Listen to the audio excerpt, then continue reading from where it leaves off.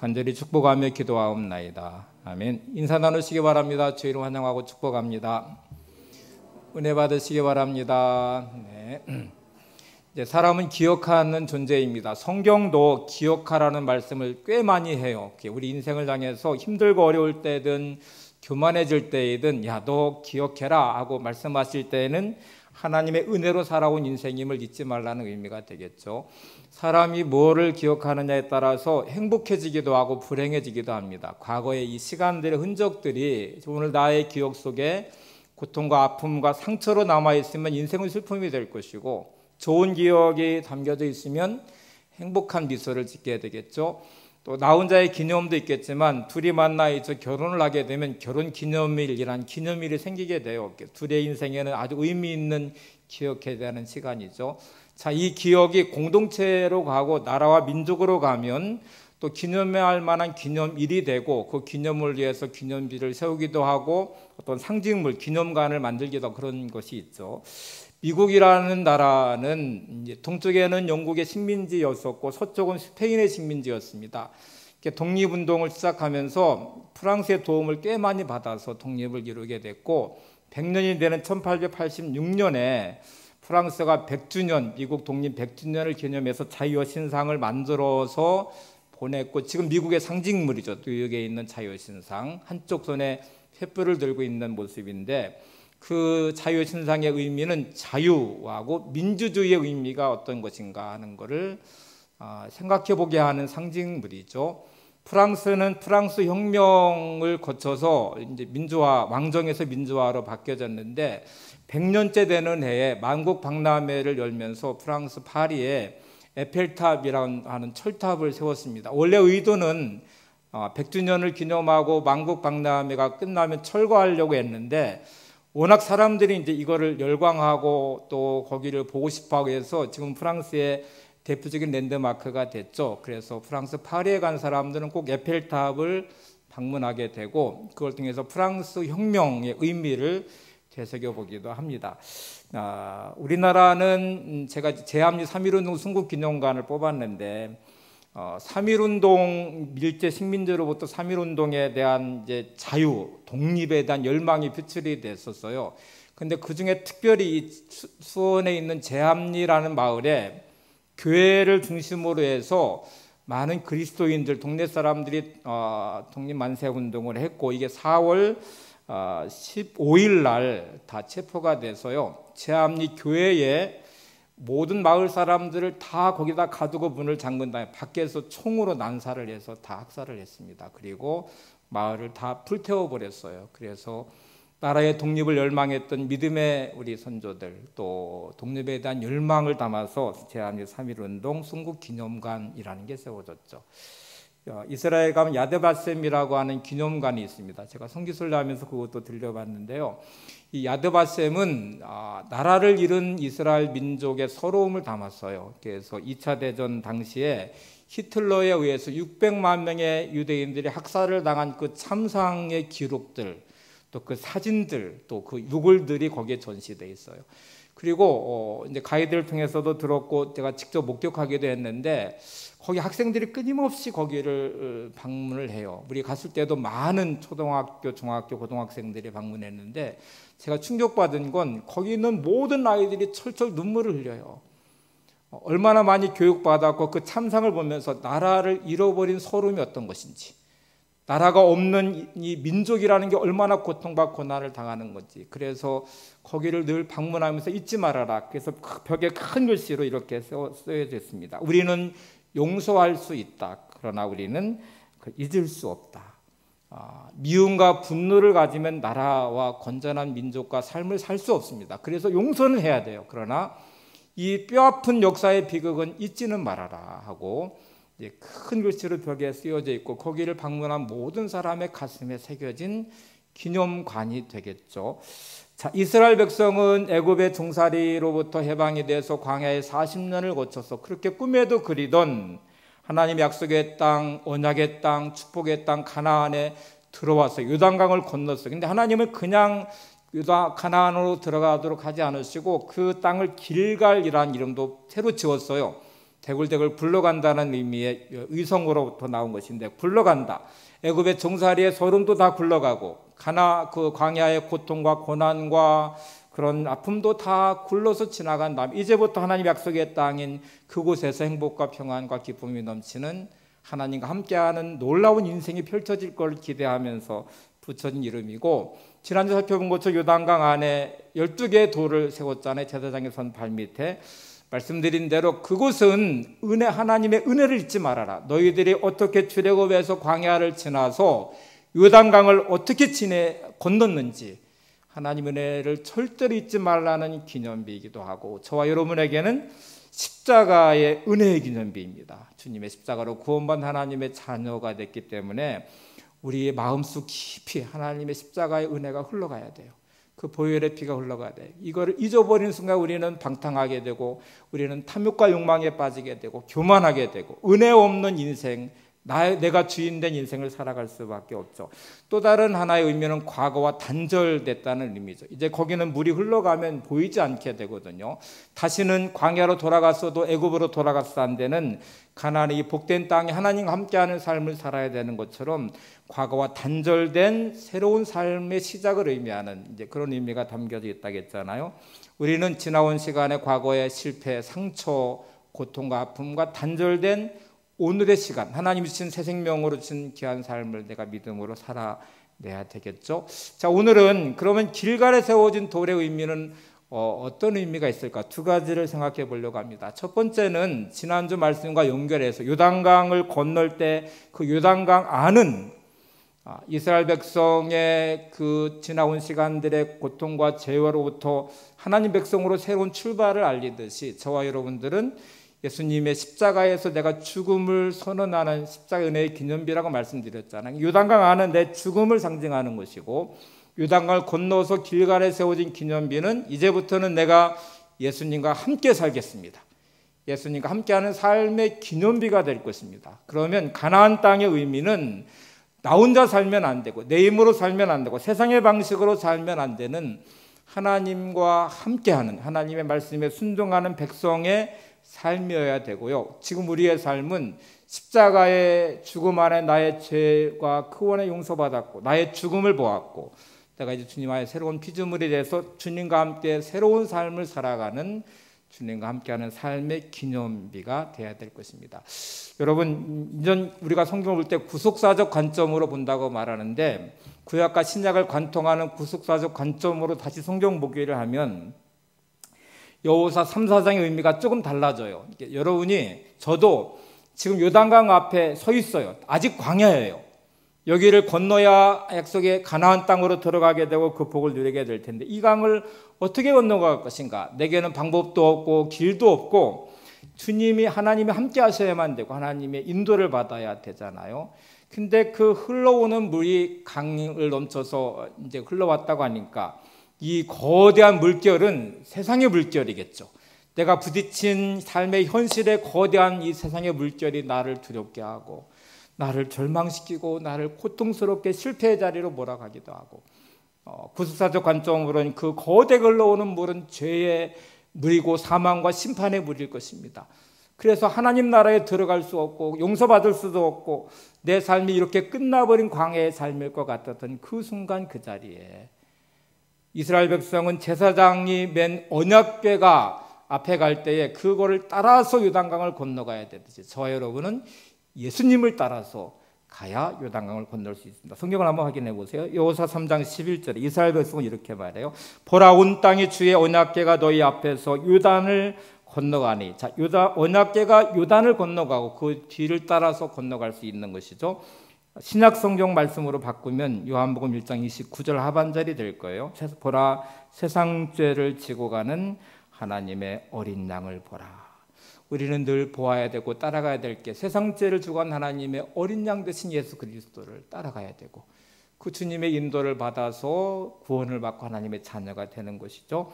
자, 예수님이 우리 대신 이 죽음의 강, 요단강으로 들어가시는 십자가를 지셨습니다.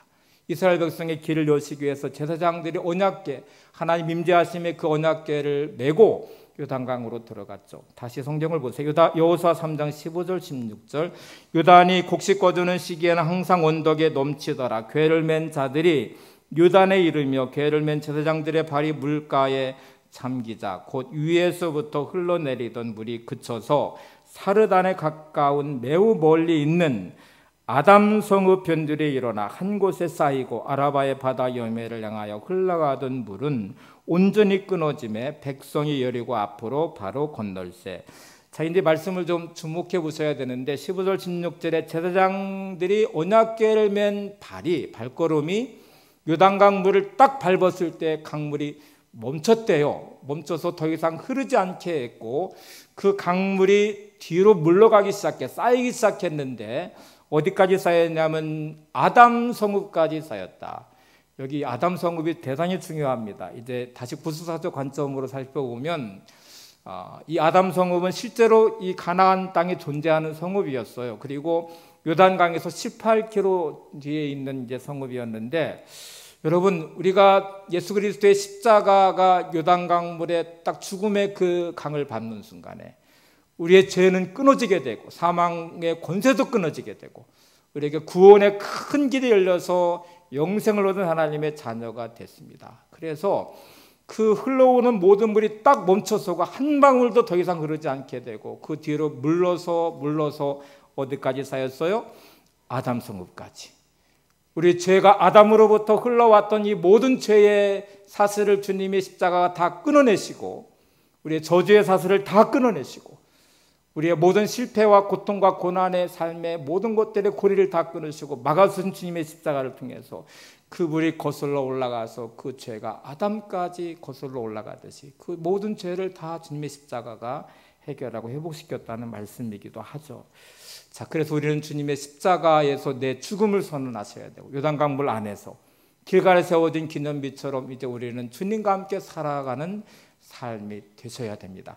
로마서 6장 8절을 보시면 이렇게 되어 있어요. 만일 우리가 그리스도와 함께 죽었으면 또한 그와 함께 살 줄을 믿노니. 우리가 주님과 함께 십자가의 죽음을 선언하고 내 죄의 죽음을 선언하고 내 모든 저주의 사슬을 다 끊어내고 영원히 심판받고 멸망할 지옥의 모든 길의 통로를 차단하고 이제 우리의 모든 인생은 구원의 길로 영생의 길로 큰 길을 내신 주님을 통해서 가나안의 보고의 자리로 들어온 것처럼 하나님 나라에 들어가게 되겠죠. 자, 예수님의 공생의 시작점을 다 보시면 사복음서에는 세례 요한이 주님이 오시는 길을 예비해요. 그런데 세례 요한은 회개하라 천국이 가까웠느니라 하는 복음을 전하면서 주님이 오시는 이 길을 예비하는 새로운 하나님의 나라를 선포하는데 그 징표로 어디에서 세례를 줬어요? 요단강에서 세례를 줬어요. 다시 이스라엘 백성을 끌고 광야로 나가요. 광야에서 외치는 자의 소리에 이 음성이 들려지고 회개하라 천국이 가까웠느니라 복음이 선포된 다음에 요단강에서 세례를 베풉니다. 그 강으로 다시 들어가서 세례를 베풀고 예수님의 공생의 시작도 그렇게 시작이 되죠. 세례는 그래서 중요한 두 가지의 의미가 있습니다. 첫 번째, 세례를 받을 때에는 그 요단강에 잠기듯이 나의 죽음을 선언하셔야 돼요. 내 죽음을 거기서 보셔야 돼요. 내 인간적인 모든 정욕과 욕망과 탐욕과 세상의 방식과 내 모든 삶이 십자가에서 내 죽음을 선언하시고 요단강을 나와서 길가에 세워진 기념비는 내가 지금부터 주님과 함께 살겠습니다. 새로운 피조물이 된 삶의 선포와 시작과 삶이 우리 가운데 이루어져야 되죠. 자, 그러면 다시 좀 정리해 보시면 우리에게는 반드시 두 개의 기념비가 필요하구나. 요단강 안에 세워진 기념비와 같이 날마다 내가 주님의 십자가의 은혜의 기념비가 내 안에 새겨져서 하나님, 내가 하루 한순간도 은혜 없이 살지 않게 해주세요. 주님의 십자가 은혜를 절대로 잊지 않게 해주세요. 내가 믿음 없는 삶으로 내가 살아가지 않도록 도와주세요. 나의 죽음을 십자가에서 보게 하시고 내가 다시 주님과 함께 살아가는 이 새로운 길갈의 기념비의 삶이 내 안에 이루어지기를 원합니다 하는 결단이, 그런 변화가 있으셔야 돼요. 그러면 지금 나의 삶은, 매일매일 살아가는 여러분의 삶은 어떠신 것 같아요? 내 마음 깊이 십자가의 그 은혜의 기념비가 세워져 있습니까? 주의 보혈의 피가 흘러가고 있습니까? 그 은혜를 위해서 내가 감사하며 감격하며 그 은혜가 너무 커서 나 같은 죄인 살리신 주 은혜 놀라와 이런 고백과 선언을 하면서 이제부터 내가 주님과 함께 살겠습니다. 주님과 동행하겠습니다. 하나님의 은혜 위에 내 인생을 세우겠습니다. 이렇게 선언하면서 살아가는 이 삶이 내 안에 있는지. 자, 여러분, 가나안 땅의 삶은 하나님과 함께하면서 승리를 경험해야 되는 땅이에요. 이제 적들을 물리치면서 날마다 정복해가면서 그 언약의 땅을 성취하고 누려야 되는 삶의 터전이, 우리는 영적 그리스도의 군사가 돼서 영적 싸움을 하셔야 돼요. 매일매일 만나는 삶의 자리에 문제 가운데 내 혈기로도 아니고 내 방식으로도 아니고 주님과 함께하면서 믿음의 승리의 흔적을 남기셔야 되고, 또 하나님의 거룩한 그리스도의 군사로서 날마다 그 삶이 은혜의 기념비가 세워져가는 기념물이 되는 인생으로 살아가는 것, 이게 이제 길갈에 세워진 기념비의 중요한 의미가 될 것입니다. 두 번째는, 이 기념비는 오늘 이 성경에 아주 많이 강조하는 건데 반드시 후손들에게, 믿음의 다음 세대들에게, 여러분의 자녀들에게 전해져야 됩니다. 그것이 기념이 돼서 이것이 전해져야 된다 말씀을 하고 있어요. 여호수아 4장 6절 7절을 한번 보세요.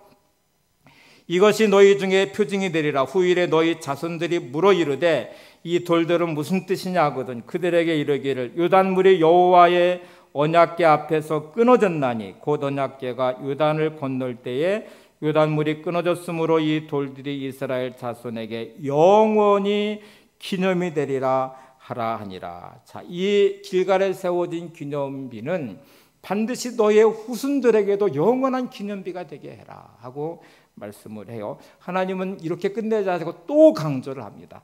여호수아 4장 21절 22절을 보세요. 이스라엘 자손들에게 말하여 이르되 후일에 너희 자손들이 그들의 아버지에게 묻기를 이 돌들은 무슨 뜻이냐 하거든 너희는 너희의 자손들에게 알게 하여 이르기를 이스라엘이 마른 땅을 밟고 이 요단을 건넜습니다.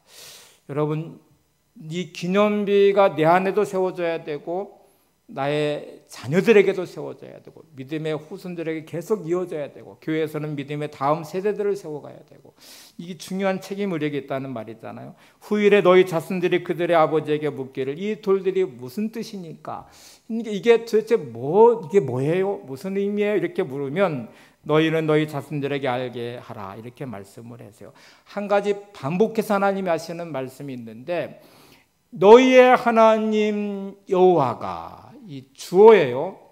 이스라엘 민족이 출애굽하고 광야를 지나고 요단강을 건너고 가나안에 들어온 것은 그들의 능력도 그들의 힘도 그들의 군사력도 아닌 하나님, 너희 하나님 여호와가 너희와 함께 하셨기 때문에, 너희 하나님 여호와가 요단강을 가르쳤기 때문에 여러분의 인생의 주어는 늘 하나님이셔야 됩니다.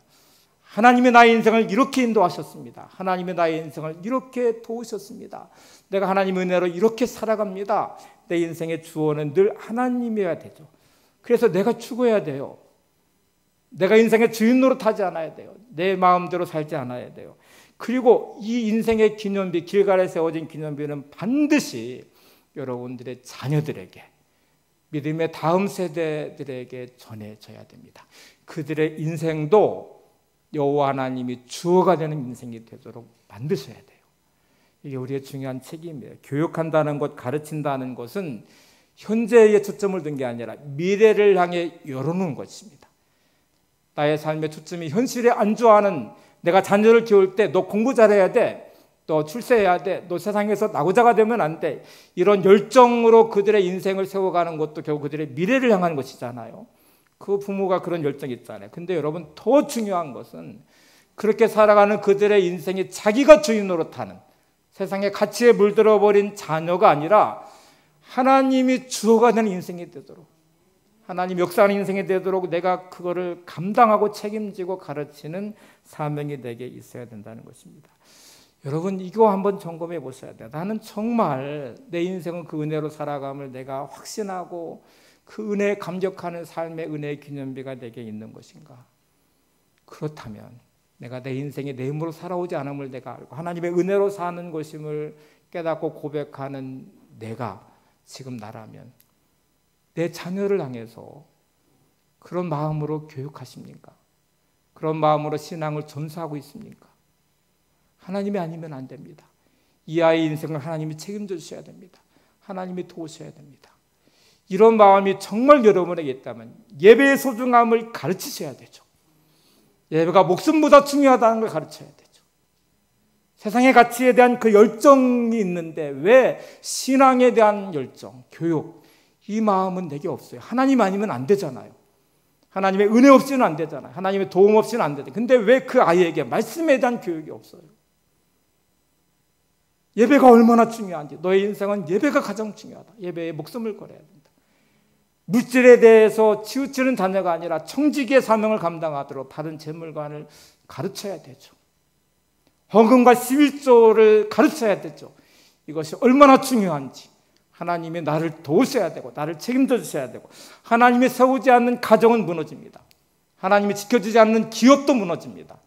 하나님이 우리 인생을 건드시면 우리는 한순간에 끝나버려요. 그걸 내가 알면서 왜 자녀에게는 헌금에 대한 중요함, 11조에 대한 중요함을 가르치지 않아요? 왜 이거에 목숨을 걸지 않아요? 내 삶이 하나님이 건드시면 한순간에 무너지지 말면서 왜 내 삶에는 이 원칙들이 무너져요? 내 은혜의 기념비도 세워져야 되고, 예배에 대한 소중한 가치에 대해서, 재물관에 대해서, 그의 삶이 어떻게 살아가야 되는지 이 기념비를 반드시 세워놓고 가르치는 게 우리에게 너무 중요한 부분이죠. 자, 하나님은 이 말씀을 강조하고 또 강조하시면서 결론적으로 두 가지의 중요한 사명을 저와 여러분에게 주셨습니다. 여호수아 4장 23절 24절을 보세요. 너희 하나님 여호와께서 요단물을 너희 앞에서 마르게 하사 너희를 건너게 하신 것이 너희 하나님 여호와께서 우리 앞에 홍해를 말리시고 우리를 건너게 하심과 같았나니 이는 땅의 모든 백성의 여호와의 손이 강하신 것을 알게 하며 너희가 너희 하나님 여호와를 항상 경외하게 하려 하심이라. 여러분, 요단강 안에 있는 12개의 돌의 기념비, 길갈에 세워진 기념비가 세워지고 우리가 이 마음으로 내 자신의 기념물이 되고 또 자녀들에게 이 믿음을 전수하고 가르칠 의무가 있는 확신이 드는 순간 우리는 두 가지를 꼭 붙잡으셔야 돼요. 하나는 하나님, 나의 삶을 통해서 여호와의 손이 강함이 드러나기를 원합니다. 내가 살아가는 삶의 자리에 사람들이 나를 볼 때에 하나님이 얼마나 위대하신지, 하나님이 얼마나 놀라우신 분인지, 하나님의 손이 얼마나 위대하고 강하신 분인지를 알게 해야 된다. 여러분의 삶을 보면서 여러분의 자녀들이 하나님의 위대하심을 보고 있습니까? 하나님의 강함을 경험하고 있습니까?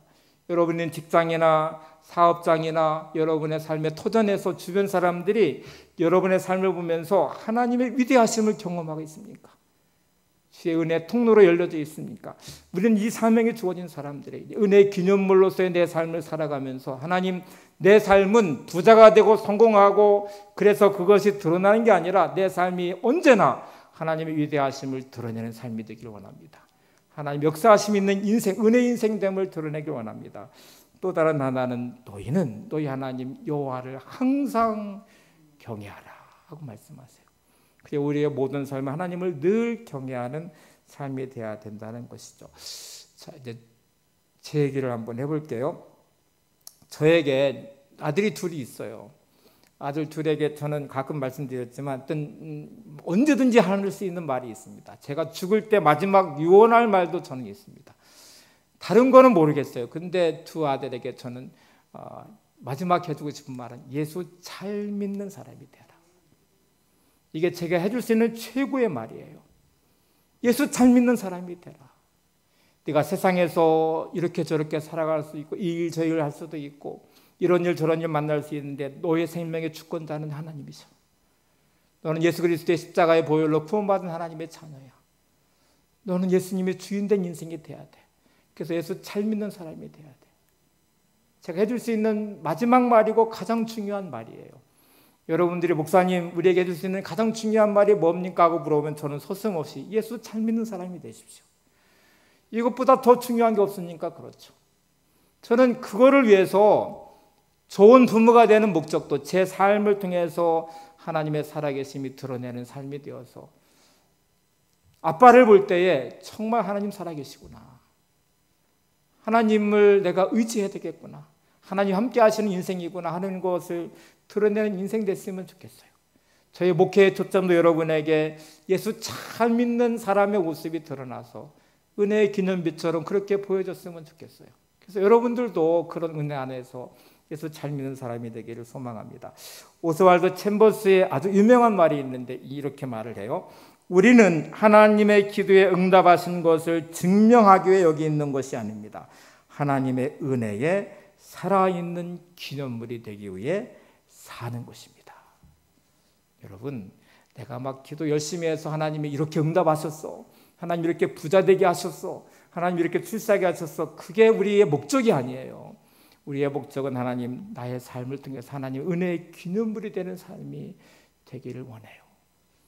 이 목적이 있어야 된다는 거예요. 여러분의 삶은 하나님의 은혜의 기념물이 되는 삶을 사셔야 돼요. 주변 사람 여러분을 보면서 아, 정말 하나님 살아계시구나, 하나님 함께 하시는구나, 하나님 은혜가 있나, 하나님이 아니면 설명할 수 없는 인생이 당신의 인생이야, 이렇게 말할 수 있어야 된다는 것이죠.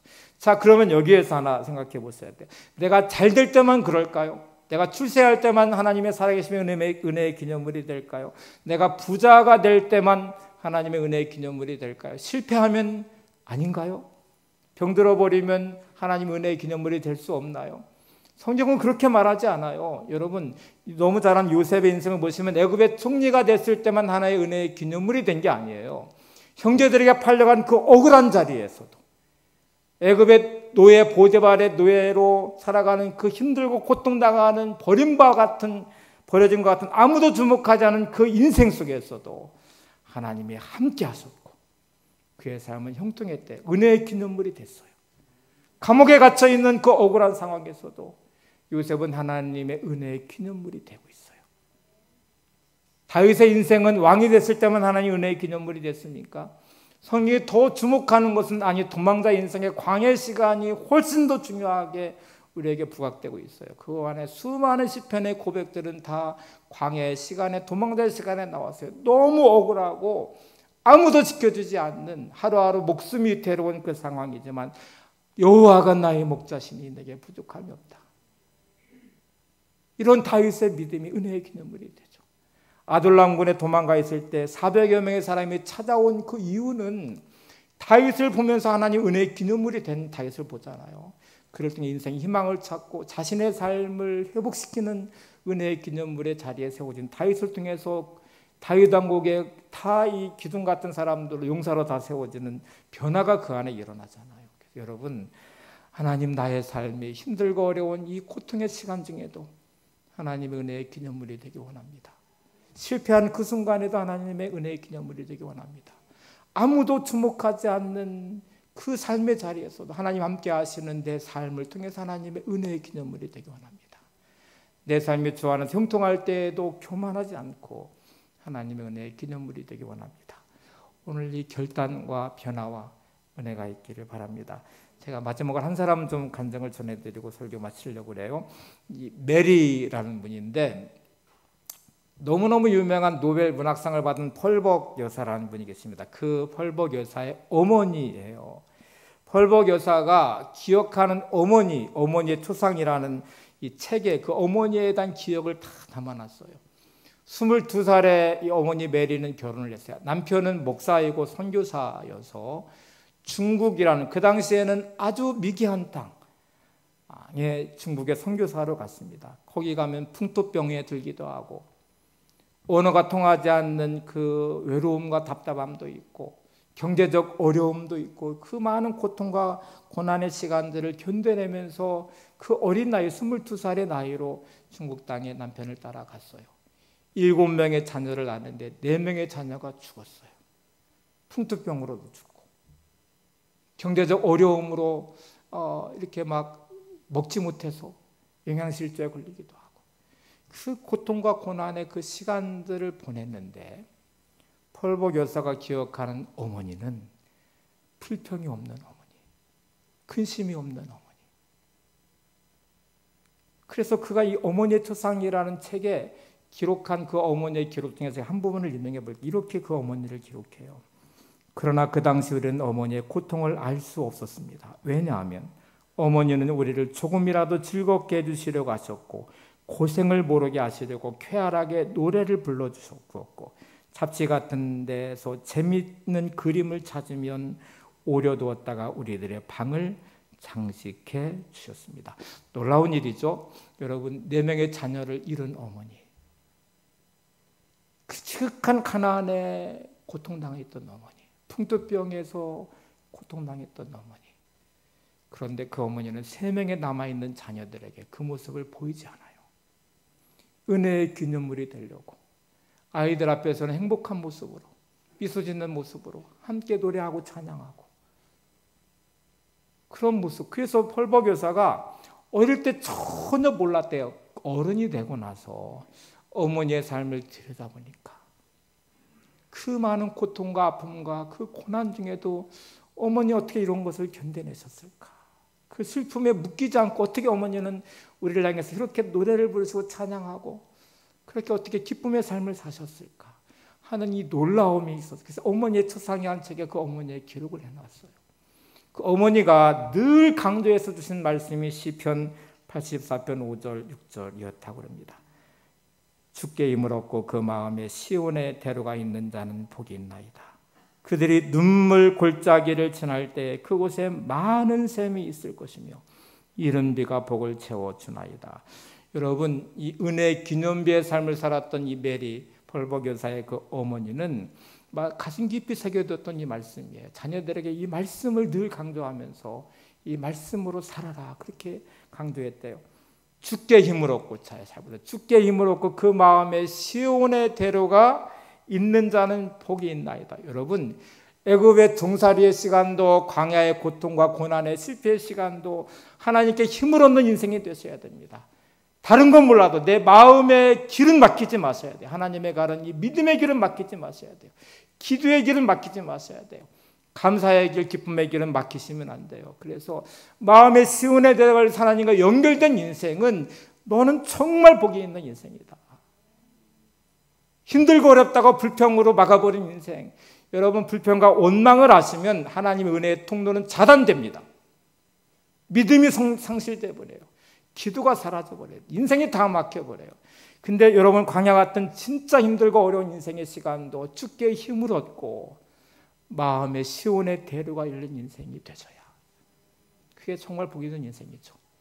요단강도 하나님의 은혜로 큰 길을 내서야 가나안으로 들어갈 수 있는 거잖아요.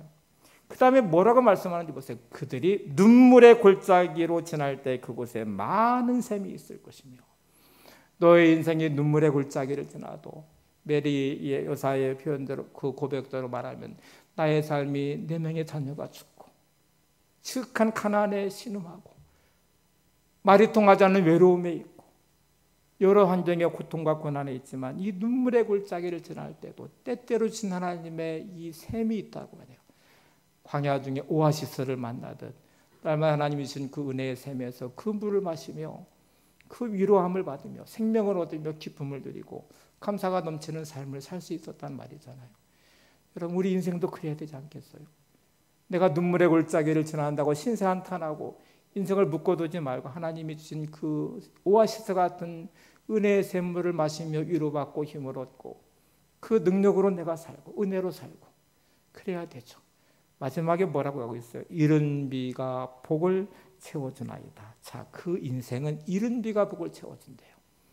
우리 인생은 많은 수고를 하지만 이스라엘에게는 씨를 뿌릴 때 이른 비가 내리지 않으면 그 뿌린 씨는 말라서 죽어버려요. 그래서 반드시 씨를 뿌릴 때 이른 비가 내려서 그 씨앗이 뿌리 내리고 자라서 꽃피고 열매를 맺어야 돼요. 우리의 모든 수고에 하나님의 이른 비의 은혜가 임해야 됩니다. 내 모든 수고에 하나님 이른 비의 은혜가 임할 때 우리 인생의 열매를 거두는 인생이 될 거예요. 성장하고 성숙해진 인생이 될 거예요. 그래서 이 메리 여사는 새 자녀들에게 이 말씀을 강조하면서 너의 살아간 인생길에서 여호와께 힘을 얻는 인생, 마음의 시온의 대로 걸린 인생이 되어라. 눈물의 골짜기를 지나도 하나님이 준비하신 그 오아시스 같은 샘물을 마시며 살아가라. 그리고 너의 모든 수고에 이른 비의 복을 누리며 살아가라. 이렇게 말씀하고 있습니다.